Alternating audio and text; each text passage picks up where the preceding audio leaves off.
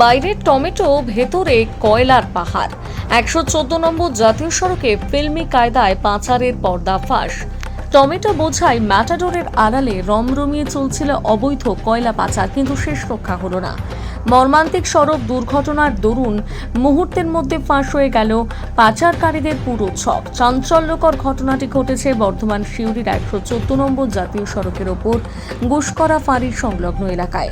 স্থানীয় পুলিশ সূত্রে জানা গেছে, বুধবার 114 নম্বর জাতীয় সড়ক ধরে একটি টমেটো বোঝাই ম্যাটাডোর দ্রুত গতিতে সিউড়ির দিক থেকে বর্ধমানের দিকে যাচ্ছিল। গুসকরা ফাঁড়ির কাছে পৌঁছতে গাড়িটি মারাত্মক দুর্ঘটনার কবলে পড়ে। সংঘর্ষের তীব্রতায় ম্যাটাডোরটির সামনের অংশ দুমড়ে মুচড়ে যায় এবং ভেতরের অংশ কার্যত বেরিয়ে পড়ে।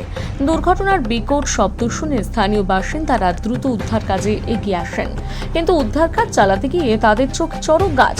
দেখা যায়, বাইরে থেকে টমেটোর ক্যারেট সাজিয়ে রাখা হলেও গাড়ির মূল কাঠামোর ভেতরে গোপন খোপ বানিয়ে লুকিয়ে রাখা রয়েছে বিপুল পরিমাণ বেআইনি কয়লা।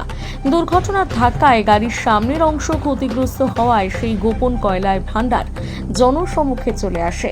খবর পেয়ে দ্রুত ঘটনাস্থলে পৌঁছয় গুসকরা ফাঁড়ির পুলিশ এসে দুর্ঘটনাগ্রস্ত গাড়িটিকে বাজেয়াপ্ত করেছে এবং কয়লা উদ্ধার করেছে। টমেটো পরিবহনের অজুহাতে কিভাবে আন্তর্জাতিক বা জেলা পাচার চক্র সক্রিয় ছিল এবং এর পিছনে কাদের হাত রয়েছে তা খতিয়ে দেখতে জোরদার তদন্ত শুরু করেছে গুসকরা ফাঁড়ির পুলিশ। চালক ও খালাসি পলাতক নাকি আহত সে বিষয়ে খোঁজ নেওয়া হচ্ছে। জাতীয় সড়কের ওপর দিনে দুপুরে এমন অভিনব পদ্ধতিতে কয়লা পাচারের ঘটনা এলাকায় ব্যাপক চাঞ্চল্যের সৃষ্টি হয়েছে।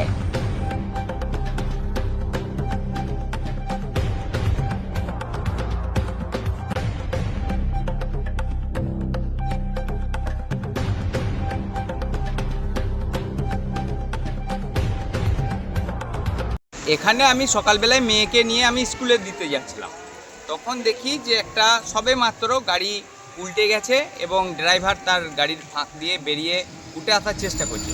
আমি তা করতে করতে আমি মেয়েকে বললাম একটু দাঁড়াও শোনাই, তো আমি দেখি উদ্ধার করার চেষ্টা করি। তো ড্রাইভারকে আমি উঠিয়ে বার করলাম। ড্রাইভারের সেরকম কিছু হয় নাই, অল্প লেগেছে। আমি গাড়িটাকে পর্যবেক্ষণ করছিলাম, তো দেখলাম যে গাড়িটার পিছনের দিকে টমেটোর সবজি এই ধরনের রয়েছে। তো তারপরে একটু পর ভালো করে লক্ষ্য করতেই দেখা গেল অভিনব কায়দায় ভিতর থেকে প্রচুর কয়লা বেরোয় হচ্ছে। এটা গোবিন্দপুর শেফালি মেমোরিয়াল কলেজের সামনে। তো তারপরে আমি দেখলাম যে এইরকম কয়লা বিখ্যাত ব্যাপার, এটা অভিনব কায়দায় কয়লা পাচার হচ্ছে। কিন্তু আমরা সিনেমাতে দেখেছি, পুষ্পা সিনেমায় কীভাবে নানান রকম কাঠ পাচার হতো। তো এই প্রথম দেখলাম আমি এইভাবেই আর কি। এই জায়গাটা মানে কোন দিক থেকে গাড়িটা কোন দিকে যাচ্ছিল? এটা সম্ভবত ভেদিয়া থেকে গুসকরা রোডে যাচ্ছিল। আপনার নাম? আমার নাম সুদর্শন পাল, আমি স্থানীয় বাসিন্দা। সকালবেলা এসে দেখছি যে গাড়িটা অ্যাক্সেল বা গুল্লা কেটে বাঁ দিকে পড়ে রয়েছে। বাঁ দিকে পড়ে থাকাতে দেখছি গাড়িটা পাল্টিয়ে হওয়ার মতন ব্যবস্থা।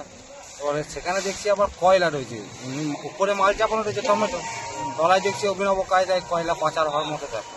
এই রাস্তায় কি আবার কয়লা পাচার চক্র কি সক্রিয় হয়ে উঠছে বলে মনে করছে?